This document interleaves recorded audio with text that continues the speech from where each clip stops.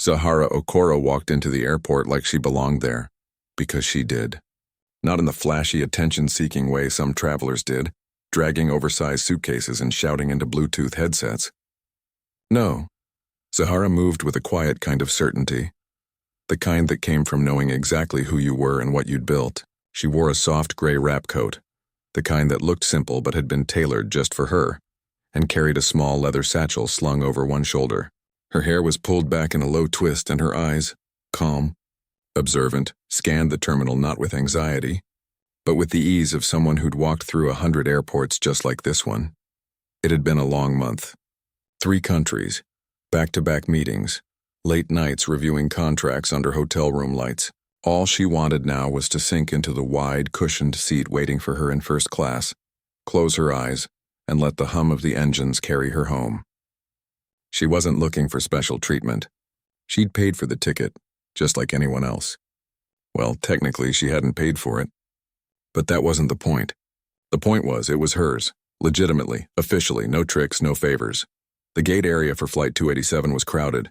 Families juggling strollers, business travelers typing furiously on laptops, a group of students laughing too loudly near the window. Zahara found a spot near the edge of the seating area, away from the noise, and checked her phone. One unread message from her assistant. All set for tomorrow's board meeting. Rest well. She smiled faintly and tucked the phone away. Boarding would start soon. She stood as the gate agent, a young man in a crisp navy uniform, stepped up to the podium. He adjusted his headset, cleared his throat, and announced that premium cabin passengers could now begin boarding. Zahara waited her turn, watching as a few others with gold-trimmed boarding passes moved toward the jet bridge. When it was her turn, she approached calmly, ticket displayed on her phone screen. The agent, name tag read, Derek, glanced at her, then at the screen. His eyes narrowed slightly. "Ma'am, can I see your ID to match with the ticket?" "Of course," she said, handing over her driver's license without hesitation. He compared the name on the ID, Zahara Okoro, with the name on the reservation. Then he looked up at her again, longer this time. There was something in his expression, not quite suspicion, but close. A flicker of doubt, like he was trying to reconcile the woman standing in front of him with the name on the screen. "Is this your ticket?" he asked, voice just a shade too sharp. "Yes," she replied, keeping her tone even. "I booked it through my corporate account. Everything should be in order." He tapped a few keys, frowned at his monitor. System's showing a possible duplicate reservation. Or maybe a glitch. Happens sometimes. Zahara didn't sigh, though she wanted to. She'd heard that line before. Not from airline staff, never from her own airline, but from hotel clerks, rental car agents, even event coordinators. Always the same script. "There's been a mistake. Are you sure this is yours?" As if success, comfort, or first-class travel couldn't possibly belong to someone who looked like her. "I assure you," she said gently, "the reservation is valid. If you check under Skyward Corporate—" "Ma'am," he cut in, holding up a hand. "I'm just following procedure. If the system flags something, I have to verify." She nodded. "I understand." "Please verify," he typed again, slower this time. Then he shook his head. "Still showing an inconsistency. I'm going to have to void this boarding pass and reissue a new one, if we can confirm it." Before she could respond, he reached for the printed backup copy she'd brought just in case, and without asking, tore it cleanly in half. The sound was sharp, final. He dropped the pieces into a small bin beside his desk. Zahara didn't flinch, but something inside her tightened like a rope pulled too taut. "I'll need you to wait here," he said, already turning to the next passenger. "We'll sort it out." A few people nearby had stopped walking. One woman glanced back, eyebrows raised. A man in a suit shifted uncomfortably. No one said anything. Zahara stepped to the side, out of the boarding line. Her pulse was steady, but her mind was racing. She could argue. She could demand to speak to a supervisor. She could make a scene. But she'd learned long ago that scenes rarely changed minds. They just made people defensive. And she wasn't here to prove a point to Derek. She was here to get home instead. She opened her phone, scrolled past a dozen contacts, and pressed one labeled simply, Lena, Ops. The call connected on the second ring. "Lena," Zahara said, voice low but clear. "It's Zahara. I'm at gate B14 for Flight 287. There's been an incident." There was a pause. Then Lena's voice, suddenly alert. Are you okay? I'm fine. But the gate agent just tore up my boarding pass.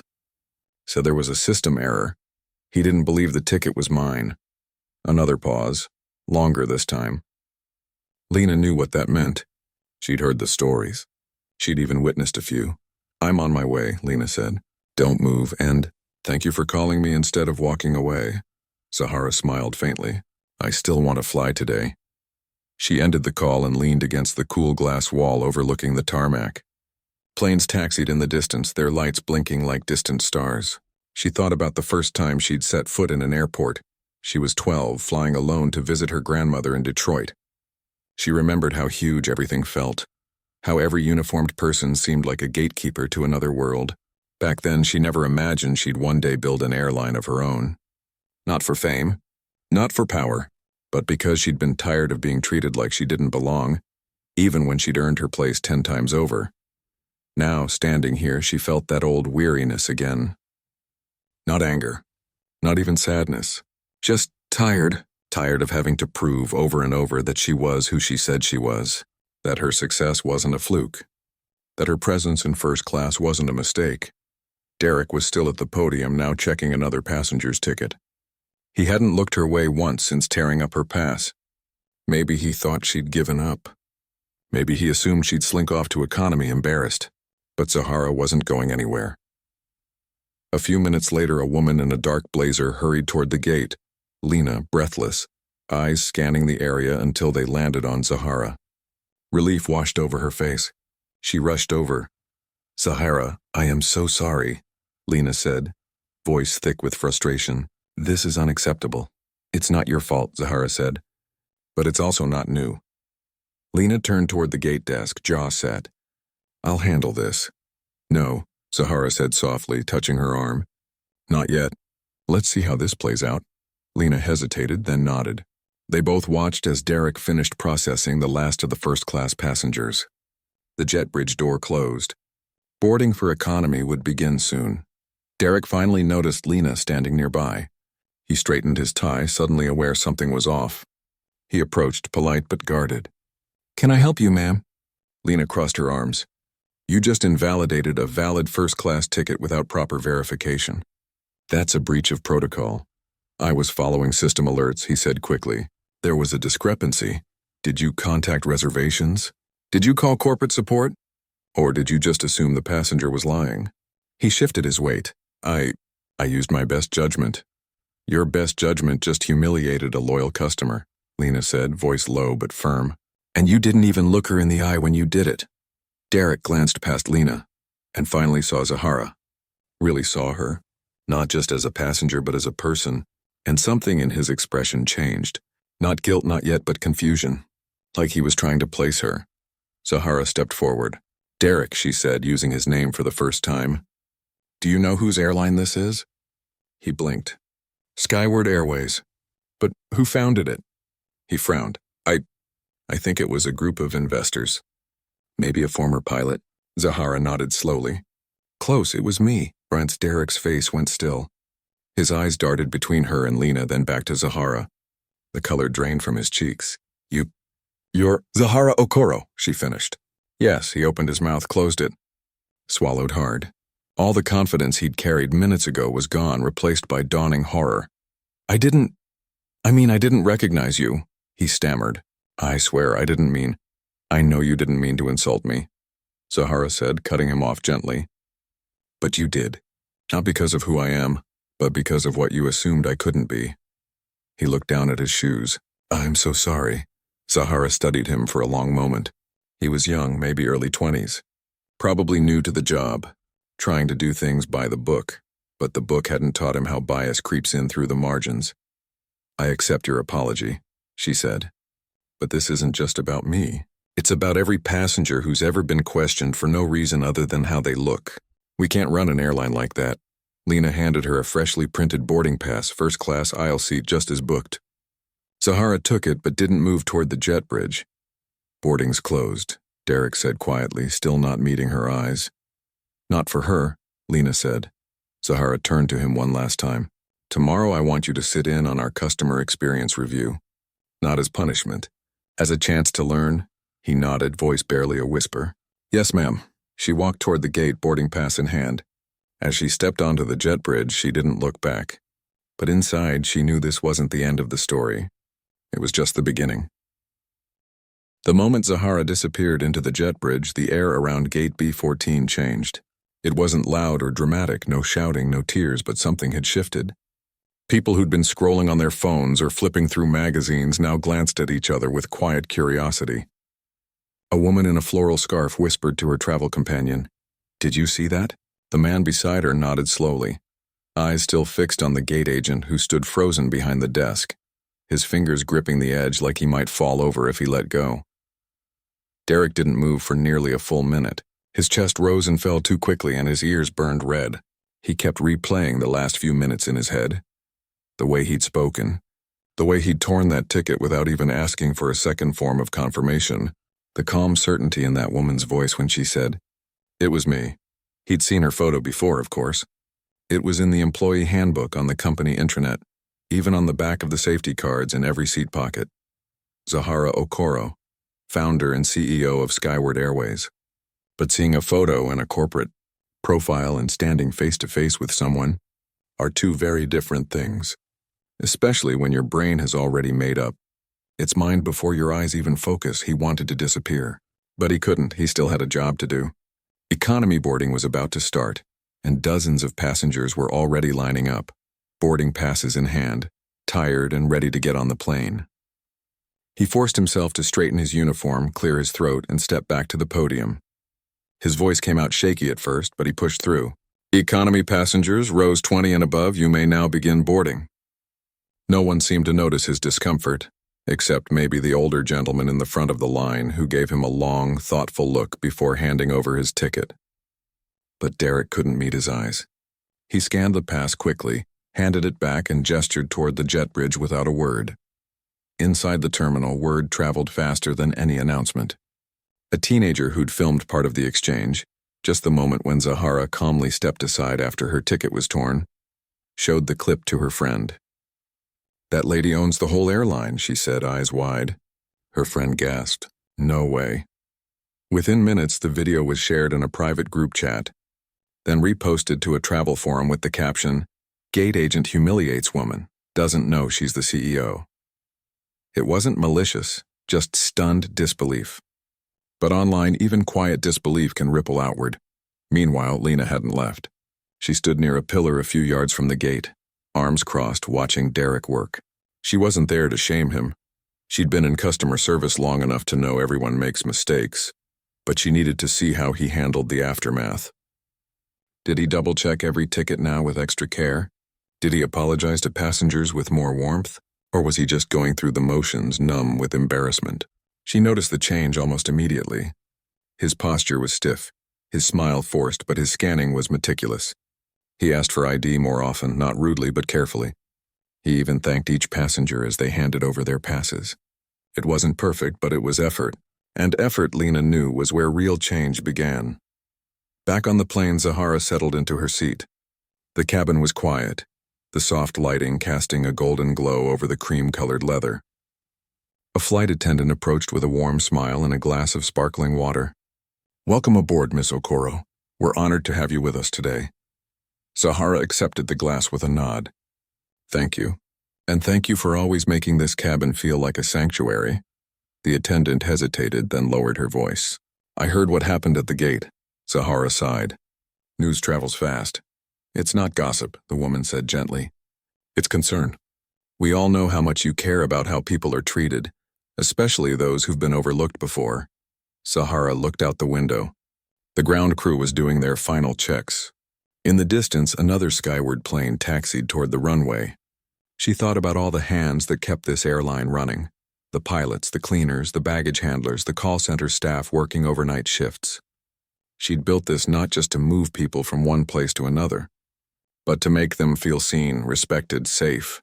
And yet here she was, treated like a fraud on her own aircraft. She wasn't angry at Derek, not really. He was a product of a world that still taught people, subtly and relentlessly, who belongs in certain spaces.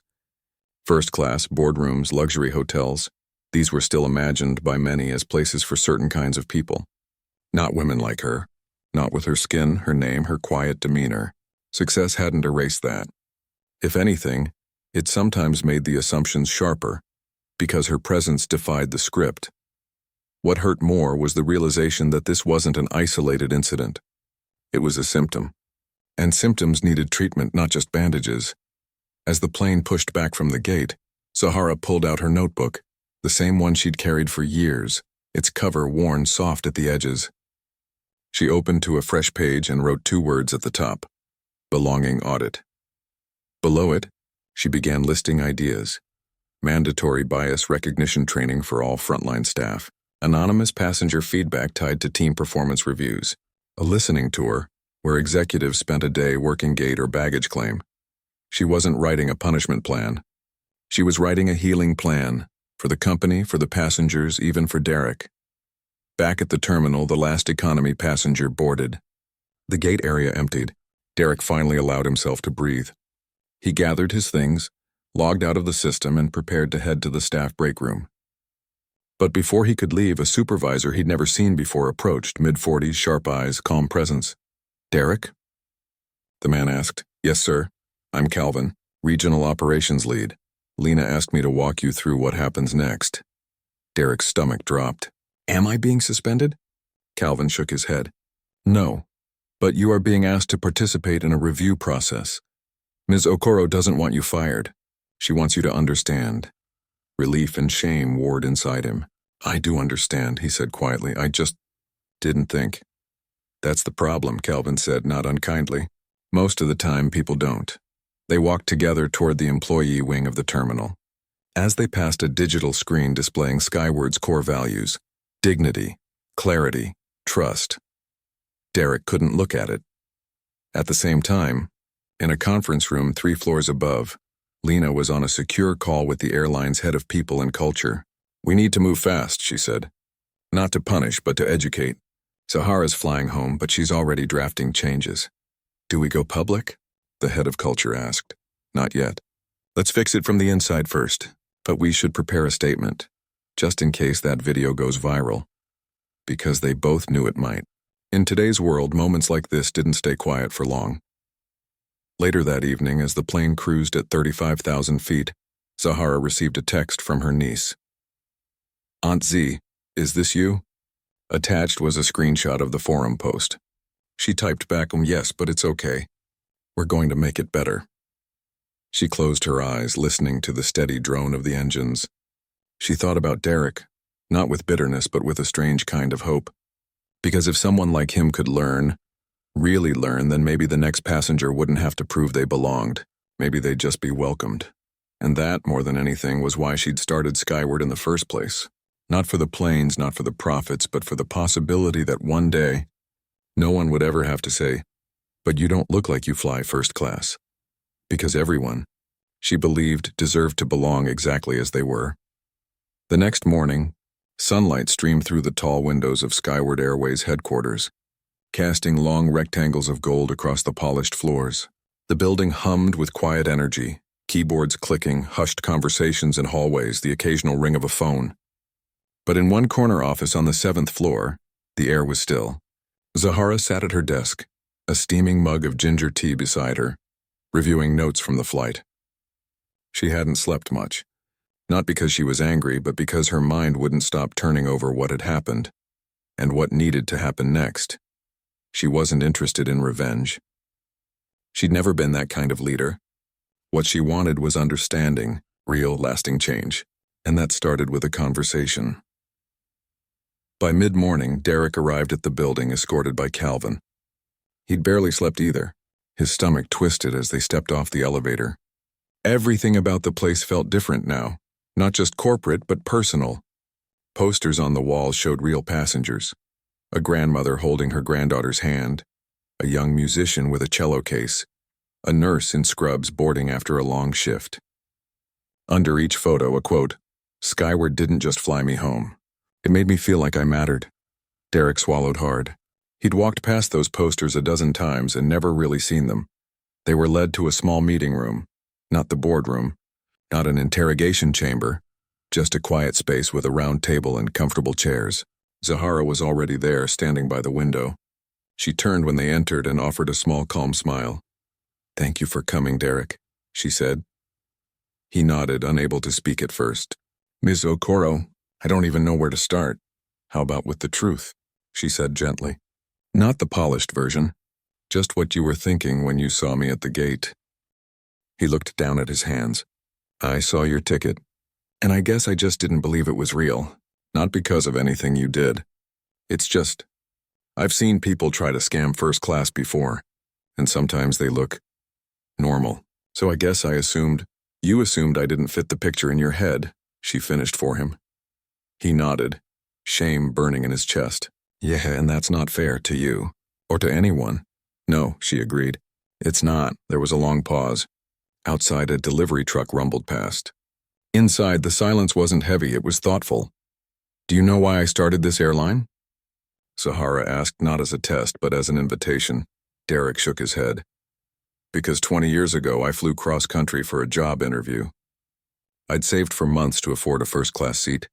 I wanted to walk in rested, confident. But at the gate, the agent looked at me, then at my ticket, then called over a supervisor. They made me wait while they verified everything. In front of everyone. I got the seat in the end, but I spent the whole flight feeling like I was borrowing something that wasn't mine." Derek's eyes widened. That happened to you?"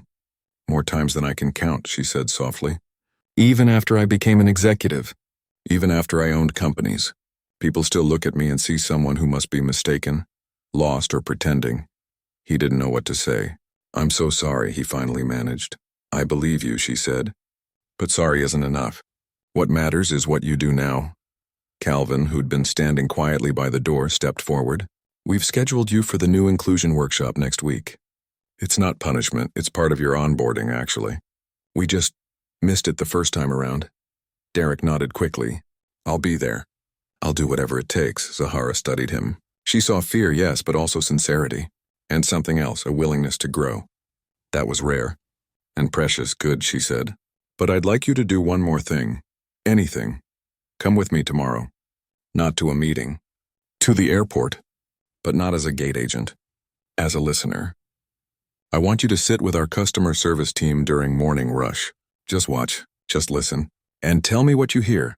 Not from the scripts, but from the real conversations." He blinked. "You want me to observe?" "I want you to understand," she corrected. "Because this job isn't about checking boxes. It's about seeing people." Later that day, an all-hands virtual meeting was announced. Every frontline employee, gate agents, flight attendants, call center reps, baggage handlers, was asked to join.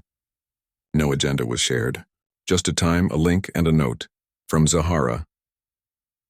When the call began, her face appeared on thousands of screens across the country. She wasn't in a suit. She wore a simple indigo blouse, her hair loose around her shoulders. She looked tired, but present. "Thank you for making time," she began, voice warm but steady. "I'm not here to scold anyone. I'm here to share something personal." She told them about the gate incident, not to shame Derek by name, but to name the pattern. This wasn't about one person making a mistake. It was about a system that still teaches us quietly who belongs in certain spaces. And that system hurts everyone, passengers, yes, but also you. Because you're asked to enforce rules without always being given the tools to question the assumptions behind them. She paused, letting that sink in. "I built Skyward because I believed travel could be different. Not just efficient, but human. And that means every single person who walks through our gates, whether they're flying first class or economy, whether they speak English or not, whether they look like me or nothing like me, should feel like they're exactly where they're supposed to be." Her voice softened. "I know you all work hard. You deal with delays, angry passengers, impossible schedules. And still, most of you show up with kindness. That's why I'm not firing anyone over this, because real change doesn't come from fear. It comes from learning." She announced 3 immediate actions. First, all frontline staff would receive updated training on unconscious bias, co-developed with community advocates. Second, a new passenger dignity protocol would be rolled out. Clear steps for verifying tickets without humiliation. Third, every employee would be invited to share anonymous stories of times they felt unseen, so leadership could better understand the full picture. Then she did something unexpected.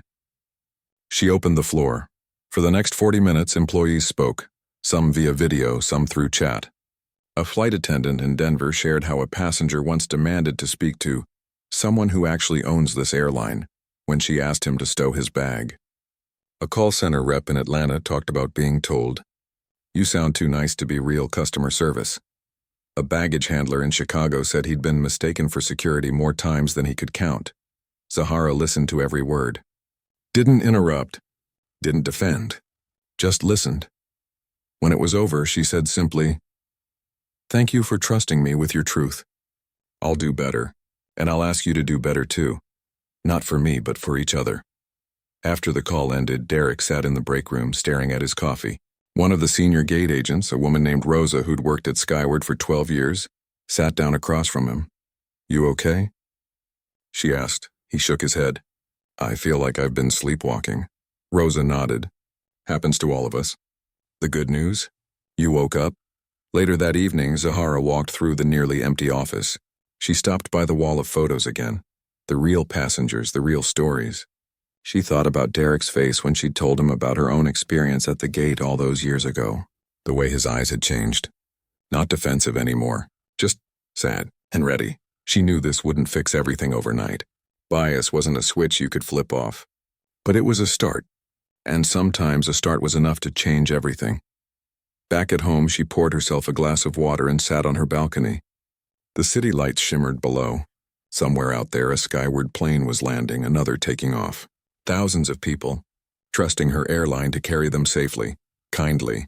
Without judgment, she whispered to the night, "We're going to get this right."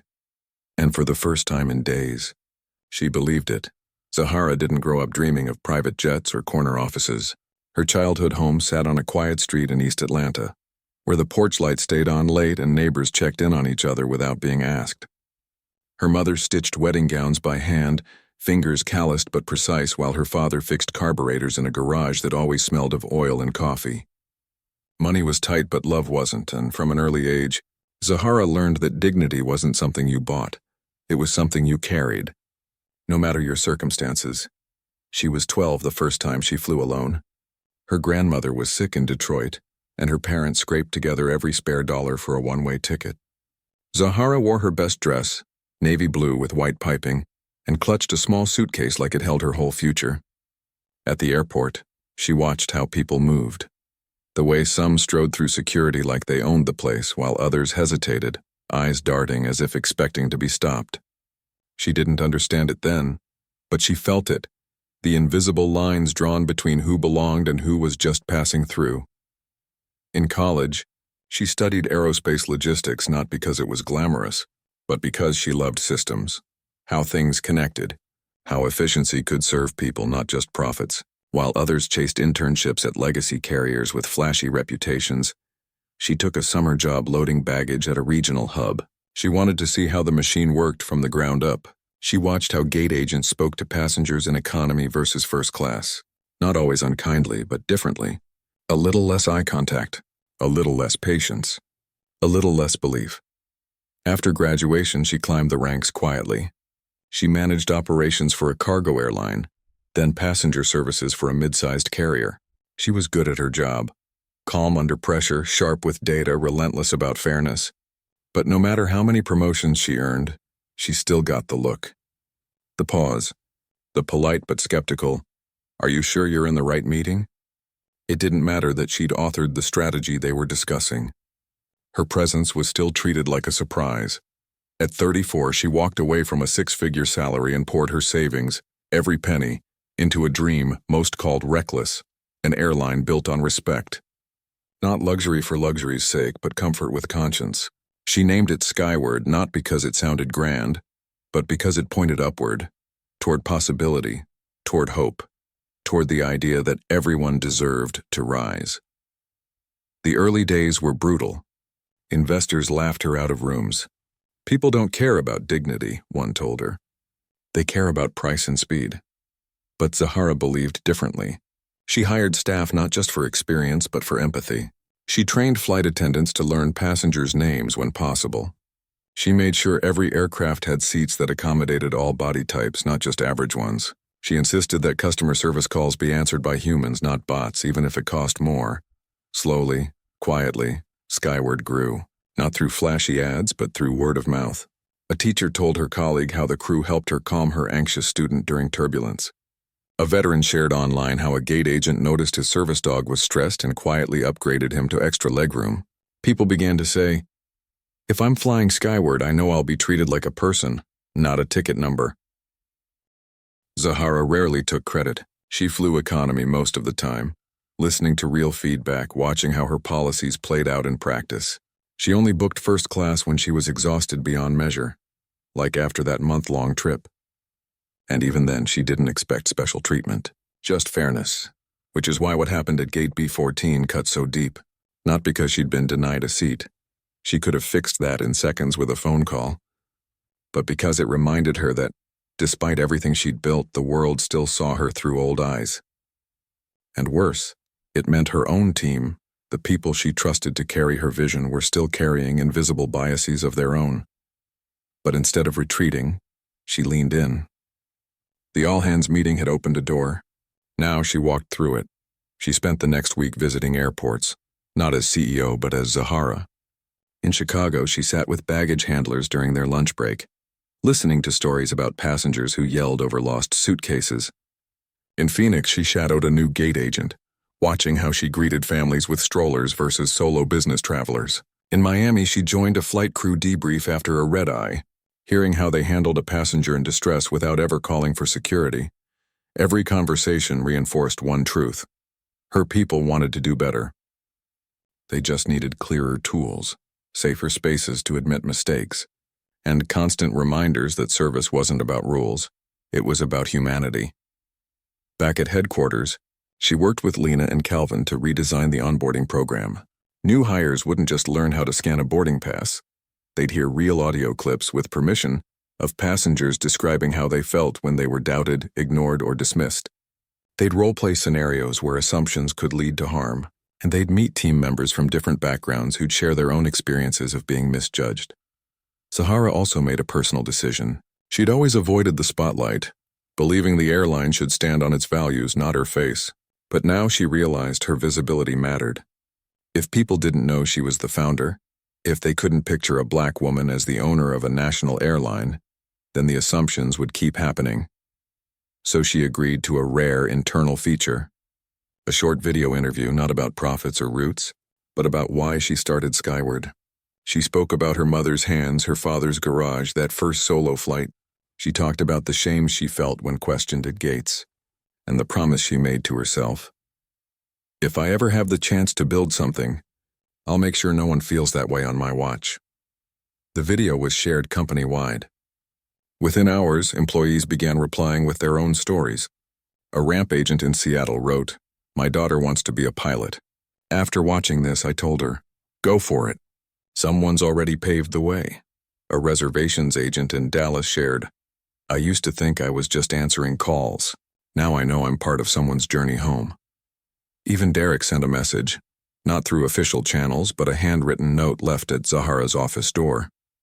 It read, "Thank you for seeing me even when I failed to see you. I'll spend the rest of my time here making sure others feel seen." Zahara kept that note in her desk drawer. She also began drafting a public message, not defensive, not performative, but honest. She wouldn't name Derek. She wouldn't dramatize the incident, but she would acknowledge it as a mirror.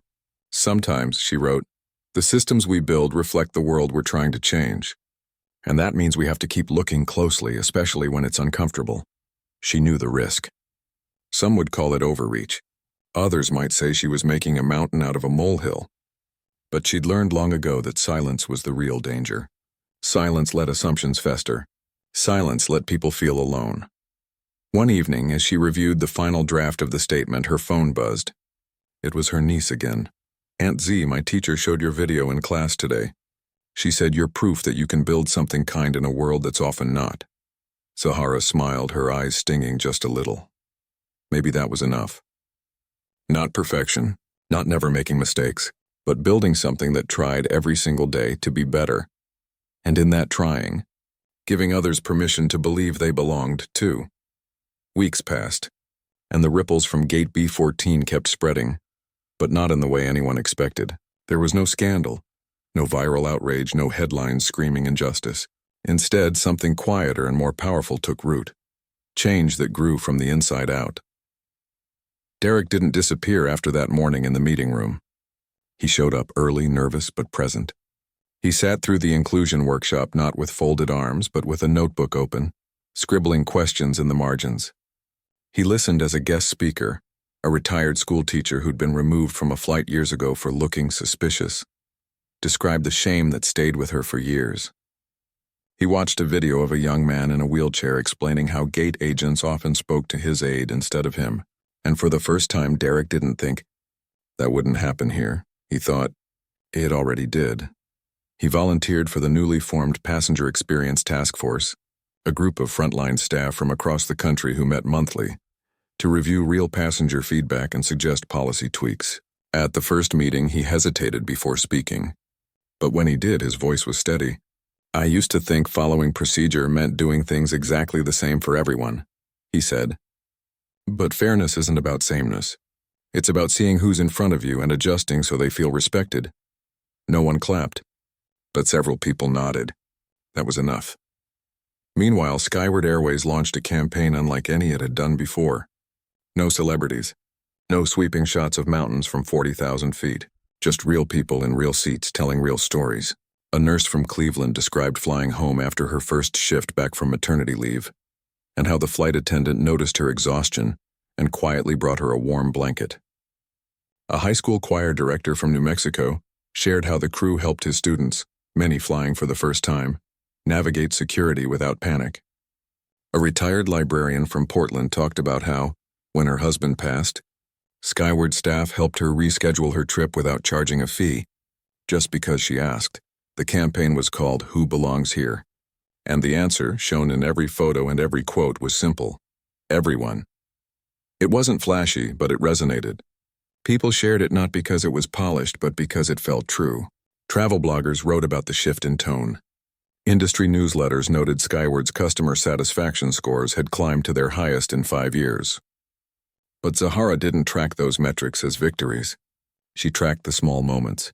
The email from a passenger who said a gate agent apologized after mispronouncing her name and asked to try again.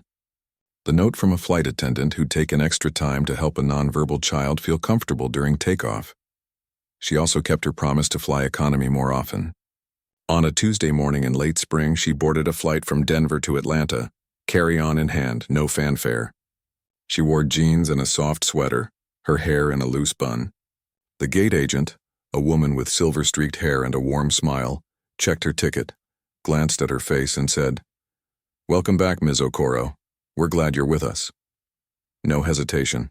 No doubt, just recognition and respect. Zahara smiled. "Thank you. It's good to be back."